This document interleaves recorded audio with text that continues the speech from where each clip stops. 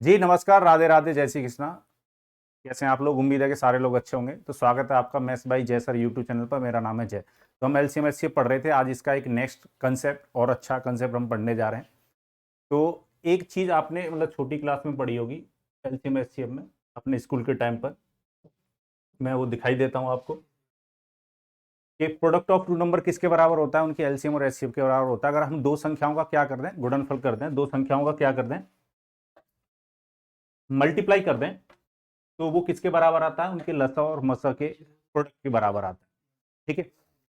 कोई भी दो संख्या हो सकती हैं। अगर आप उनका प्रोडक्ट करके देखेंगे और उन्हीं दोनों संख्याओं का आप एलसीएम लेकर देखें और क्या लेकर देखें, एचसीएफ लेकर देखें, तो आप पाओगे कि उनका लसा और मसा यानी एलसीएम और एचसीएफ का जो प्रोडक्ट है उन दोनों संख्याओं के प्रोडक्ट के बराबर आ रहा है। ये आपने पढ़ा होगा। जिन्होंने नहीं पढ़ रखा, वैसे ऐसा कोई स्टूडेंट आप में से नहीं होगा जो एसएससी सीजीएल की तैयारी कर रहा हो या सीपीओ की या सीएचएसएल की तैयारी कर रहा हो, उसने इसको ना पढ़ रखा हो। तो नोट कर लेना। पर यहाँ पर मुझे एक कंसेप्ट आपको सिखाना है और ये हो सकता है यूट्यूब पर पहली बार इस कंसेप्ट को आप सीखें। ऑफलाइन में मैं मतलब अक्सर बताता रहता हूँ इसको। तो कंसेप्ट को सिखाने से पहले मैं आपको इस पर क्वेश्चन करवाता हूँ। ठीक है। तो चलिए, तो सबसे पहले क्वेश्चन देख लेते हैं इस पर। छोटा सा क्वेश्चन है, एकदम बेसिक क्वेश्चन। हमसे कह रहा है कि HCF of two number is 4 and their product is 72, then find their LCM. दो संख्याओं का एचसीएफ 4 है, उनका गुणनफल 72 है, तो उनका एलसीएम ज्ञात करें। मैं जानबूझकर ऑप्शन लेके नहीं आया, मैं चाहता हूं आप इसका आंसर निकालें। तो अगर आप नॉर्मल इस क्वेश्चन को सॉल्व करेंगे तो आपको पता है कि अगर एलसीएम और किसका मल्टीप्लाई कर दिया जाए, एचसीएफ का मल्टीप्लाई कर दिया जाए, तो उन दोनों संख्याओं के प्रोडक्ट के बराबर आता है। तो क्वेश्चन ने हमें दोनों संख्याओं का प्रोडक्ट कितना दे रखा है, 72। एलसीएम हमसे निकलवा रहा है और क्वेश्चन ने हमें एचसीएफ भी दे रखा है, कितना दे रखा है, 4। तो 4 से अगर इस 72 को काटोगे यानी 4 से अगर डिवाइड दोगे तो 18 टाइम्स जाएगा। आप यहाँ पर देखोगे कि इन दोनों संख्याओं का एलसीएम कितना निकल के आया, 18 निकल कर आया। और इनका जो एचसीएफ है वो कितना बता रहा था क्वेश्चन हमें, 4। ठीक है। बहुत सारे बच्चे इस क्वेश्चन का आंसर ना 18 देंगे, बहुत सारे बच्चे। ठीक है। मतलब 99% स्टूडेंट इस क्वेश्चन का आंसर ना 18 देता है, जबकि इसका क्वेश्चन का आंसर 18 नहीं होगा। ये आपका क्या है, रॉन्ग है। अब क्यों रॉन्ग है, इस क्वेश्चन का आंसर क्या जाएगा, वो मैं आपको थोड़ी देर में बताऊंगा। तो उससे पहले आपको एक और नेक्स्ट क्वेश्चन हमें मतलब मुझे दिखाना पड़ेगा। एक और नेक्स्ट क्वेश्चन समझ लेते हैं, मैं एक साथ सारे आपके डाउट क्लियर करूंगा। तो HCF of two number is 2 and their product are 36, then find their LCM. Question कह रहा है दो संख्याओं का एचसीएफ 2 है और उनका गुणनफल 36 है, तो उनका एलसीएम ज्ञात करें। चलिए, तो इस क्वेश्चन को भी देख लेते हैं। यहां पर हमें फिर से एलसीएम निकालने के लिए कहा है। एलसीएम का मल्टीप्लाई अगर हम किससे कर दें, एचसीएफ से, तो उन दोनों संख्याओं के प्रोडक्ट यानी n1 इंटू एन के बराबर आता है। तो यहां पर आप फिर से देखोगे कि n1 इंटू एन कितना दे रखा है, 36। एलसीएम हमसे निकालने को कहा है और एचसीएफ हमें क्वेश्चन ने कितना बता रखा है, 2। चलिए, हमसे एलसीएम निकालने के लिए कहा है और एचसीएफ हमें क्वेश्चन ने कितना बता रखा है, 2। तो 2 से अगर मैं 36 को काटूंगा तो ये 18 टाइम्स कटेगा। तो यहाँ पर आप फिर से देखेंगे कि एलसीएम कितना प्राप्त हुआ, 18 प्राप्त हुआ। और एचसीएफ क्वेश्चन ने दे रखा था कितना, 2। तो आपने यही निकाला होगा और ये क्वेश्चन आपने ठीक किया है। अब आपको ये बात बिल्कुल हजम नहीं हो रही होगी, पिछले क्वेश्चन को मैंने रॉन्ग क्यों बता दिया करना आपका, और इस क्वेश्चन को मैं राइट क्यों बता रहा हूं, जबकि दोनों क्वेश्चन एक ही तरीके से सॉल्व हुए हैं। तो इसमें एक छोटी सी बात है, एक छोटा सा कंसेप्ट है जो आपको समझना है और बहुत ध्यान से समझना है। और इसको जो भी आप नोट्स बना रहे हैं उसमें इस बात को नोट कीजिएगा, बहुत इंपॉर्टेंट बात है। क्या इंपॉर्टेंट बात है, इन दोनों क्वेश्चनों में क्या आपने पहले क्वेश्चन में मिस्टेक की है और क्या ये क्वेश्चन आपने ठीक किया है, दोनों बातों में क्या अंतर है, क्या फर्क था, वो ये हम समझते हैं। बहुत अच्छी बात है। तो इस बात को ना बहुत अच्छी तरीके से सजा सजा कर सॉल्व, मतलब सजा सजा कर ना नोट करना है। ठीक है। मैं ऑफलाइन में जब पढ़ाता हूं तो बोलता भी हूं कि इस लाइन को ना ऐसे सजाना जैसे आज तक आपने जीवन में कोई चीज ना सजाई हो। तो मैं आज ऑनलाइन भी ये बात बोलता हूं कि आपको इस तरीके से इस चीज को सजाना अपनी कॉपी में कि आज तक आपने ऐसी कोई चीज सजाई ना हो। तो ये तो आपने पढ़ी रखा अपनी छोटी क्लास में, तो आज जो आपने पढ़ा वो सब बेकार होने वाला है। ठीक है। जब तक आपको ये बात नहीं पता, कौन कौन सी बात नहीं पता, दो बातें हैं। ठीक है। स्टार लगाकर नोट करना आपको, और ये दोनों बातें बहुत इंपॉर्टेंट है। ये तो आपको पता है प्रोडक्ट ऑफ टू नंबर किसके बराबर आता है, एलसीएम इनटू एचसीएफ के बराबर आता है। पर ये जो चीज है वो तभी अप्लाई हो सकती है कब, it is possible when HCF must be a factor of their LCM. ये तभी संभव है जब मस लस का एक गुणनखंड हो। यानी इस बात का मतलब क्या है कि HCF must be a factor of LCM. आपको ये बात पता होनी चाहिए, किसी भी संख्या को उसके फैक्टर ही पूरी तरह डिवाइड करते हैं। तो अगर एलसीएम का एचसीएफ एक फैक्टर होगा तभी आप इस फॉर्मूले को अप्लाई कर सकते हो क्वेश्चनों में। अगर ये बात नहीं हो रही तो आंसर फिर कांट बी डिटरमाइन जाएगा, यानी ऐसी दो संख्याएं पॉसिबल हो नहीं सकती कि जिनका एलसीएम उन मतलब एलसीएम जो आएगा उसका फैक्टर एचसीएफ ना है। या आप ये कह सकते हो कि दुनिया में ऐसी दो संख्याएं संभव ही नहीं हो सकती कि जिनका एचसीएफ उसके एलसीएम का एक फैक्टर ना हो। तो ये बात ध्यान रखिएगा आपको। अब यहां पर जो दूसरी बात मैं लिख कर लाया हूं या लिखी है मैंने, वो क्या कह रही है उसको भी मैं आपको बता देता हूं। In other word we can say that LCM must be divide by HCF exactly. दूसरे शब्दों में हम ये कह सकते हैं कि एचसीएफ जो है वो एलसीएम को पूरी तरह क्या करेगा, विभाजित करेगा। तो देखा जाए तो ये बात इसी का दूसरा अर्थ है, मतलब दूसरी भाषा में मतलब बोल दिया। जैसे आप कृष्णा जी को श्याम जी भी बोल देते हो, उसी तरीके ये दोनों बातें वैसे लगभग एक ही हैं।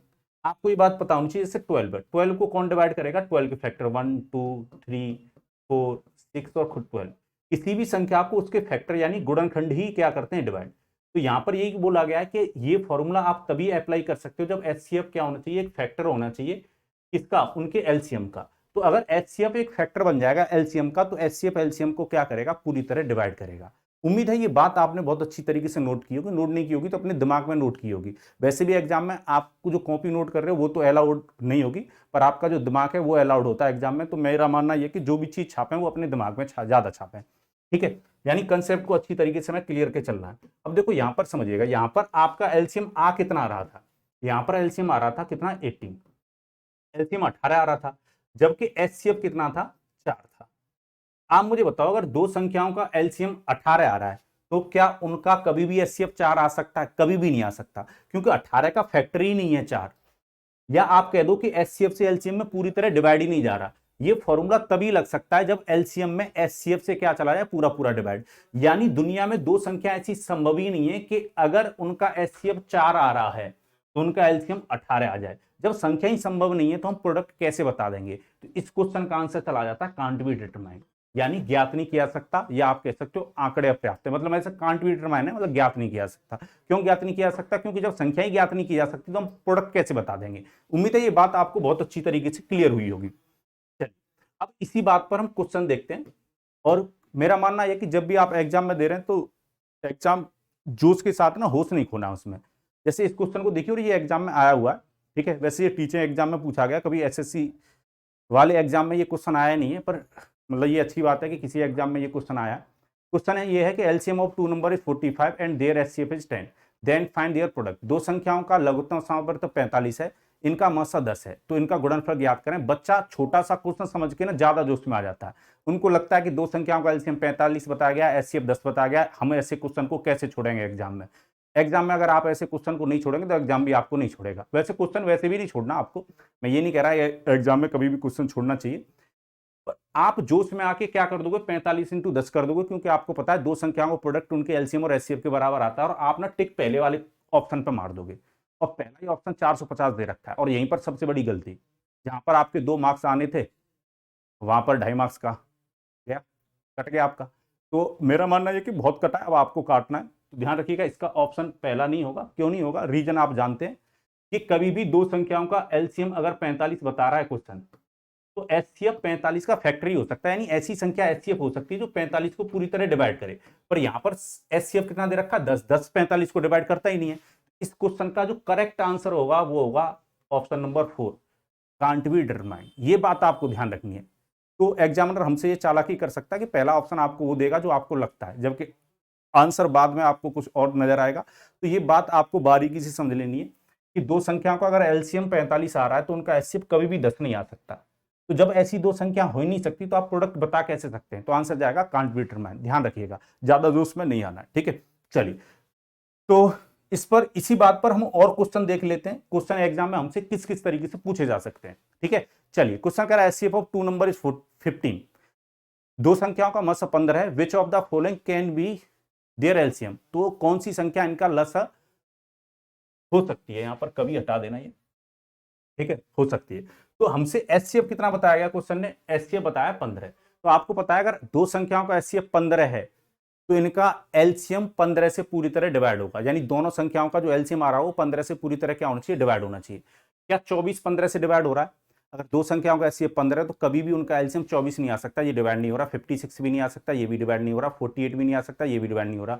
ऑप्शन आपको नजर आ रहा है, ऑप्शन नंबर डी 75, ये आपके 15 से पूरी तरह डिवाइड हो जाएगा। तो अगर दो संख्याओं का एचसीएफ 15 आ रहा है तो ये संभावना बनती है कि उनका एलसीएम 75 आ सकता है, ये संभावना, ये पॉसिबिलिटी है। यानी एलसीएम ऐसी ही संख्या आ सकता है जो 15 से पूरी तरह क्या हो जाएगा, डिवाइड हो जाएगा। उम्मीद है ये बात आपको बहुत अच्छी तरीके से क्लियर हुई होगी। और क्वेश्चन हमसे आसान भी पूछ ले जाते हैं तो हम उनमें फंस सकते हैं, तभी मैं ये कहता हूं कंसेप्ट आपके बहुत स्ट्रांग होने चाहिए। और अगर आप मैथ्स बाय जय सर यूट्यूब चैनल पर बने रहेंगे तो मैं कंसेप्ट इतने स्ट्रांग कर दूंगा आपको कि आप क्वेश्चन देखते ही सॉल्व करोगे। क्वेश्चन कह रहा है HCF of two number is 8, which of the following can never be their LCM. Question कह रहा है दो संख्याओं का मसा 8 है तो कौन सी संख्या इनका लसा कभी नहीं हो सकती। तो आपको पता है कि एचसीएफ जो है वो एलसीएम को पूरी तरह क्या करता है, डिवाइड करता है। तो अब यहां पर हमसे ध्यान रखिएगा, क्वेश्चन ने ये पूछा कौन सी संख्या एलसीएम नहीं हो सकती, तो जो संख्या एचसीएफ से डिवाइड नहीं हो रही होगी पूरी तरह वो उनका एलसीएम कभी भी नहीं हो सकती। तो एचसीएफ जो 8 बताया गया है, तो 8 से जो डिवाइड होने वाली संख्या वो सब एलसीएम हो जाएंगी। पर क्वेश्चन हमसे उल्टा पूछा गया, नेगेटिव पूछा गया कि कौन संख्या एलसीएम नहीं हो सकती। तो ये देखना है आपको कि 8 से कौन सी संख्या डिवाइड नहीं हो रही। 24 डिवाइड हो रही है, अगर दो संख्याओं का एचसीएफ 8 है तो उनका एलसीएम 24 आ सकता है। 56 डिवाइड हो रहा है, ये 56 भी उनका एलसीएम आ सकता है। 48 भी डिवाइड हो रहा है, पर यहां पर ऑप्शन नंबर डी आपको दिखाई दे रहा है 60 जो डिवाइड नहीं हो रहा है 8 से। तो ध्यान रखिएगा उन दोनों संख्याओं का कभी भी एलसीएम 60 नहीं हो सकता। उम्मीद है ये बात आपको समझ में आई होगी, बहुत अच्छी तरीके से क्लियर हुआ होगा। चलो आइए एक और क्वेश्चन देखते हैं इसी बात पर। नेक्स्ट क्वेश्चन आपके सामने है, ठीक है। ये क्वेश्चन थोड़ा सा उल्टा है। क्वेश्चन कह रहा है the LCM of 3 number is 60 then their HCF can not be. तीन संख्याओं का लघुत्तम समापत्ति 60 है, संख्याओं का महत्तम समावर्त नहीं हो सकता। तो अभी मैंने बताया कि एलसीएम कितना है 60, तो 60 को डिवाइड करने वाली संख्या ही एचसीएफ बनेगी, ठीक है। तो आपको ऑप्शन में ये देखना है कि यहां पर क्वेश्चन ये कह रहा है कि कौन सी संख्या एचसीएफ नहीं हो सकती, जो 60 को डिवाइड नहीं कर रही होगी वो संख्या इनका एचसीएफ नहीं बनेगी। 20 60 को डिवाइड कर रहा है, एचसीएफ 20 हो सकता है। 15 भी डिवाइड कर रहा है, 15 भी एचसीएफ हो सकता है। 30 भी डिवाइड कर रहा है, 30 भी एचसीएफ हो सकता है। पर यहाँ पर एक संख्या आपको ऑप्शन नंबर डी 24 ऐसी दिखाई दे रही है, 60 को पूरी तरह डिवाइड नहीं करेगी। तो अगर एलसीएम 60 बताया गया तो उनका एचसीएफ जो 24 है जो डिवाइड नहीं कर रहा है ये कभी भी नहीं हो सकता। तो ऑप्शन नंबर डी इसका क्या होगा, करेक्ट आंसर होगा। उम्मीद है इस वाले कंसेप्ट पे आज के बाद अब कभी भी फंसोगे नहीं, और उम्मीद है कि एक नई इंफॉर्मेशन के साथ आप इस क्लास में जुड़ोगे। और मैं उम्मीद है कि जिन लोगों को मेरी क्लास पसंद आ रही है वो चैनल को सब्सक्राइब करेंगे और वीडियो को शेयर करेंगे, और लाइक अगर आप किसी और को करते हो तो साथ में वीडियो को भी करना है। चलिए बाय बाय, टेक केयर, सारे लोग अपना ख्याल रखिएगा। इसी तरीके से पढ़ते रहेंगे जोश और जुनून के साथ। मिलते हैं नेक्स्ट क्लास में। बाय बाय, टेक केयर, जय भारत।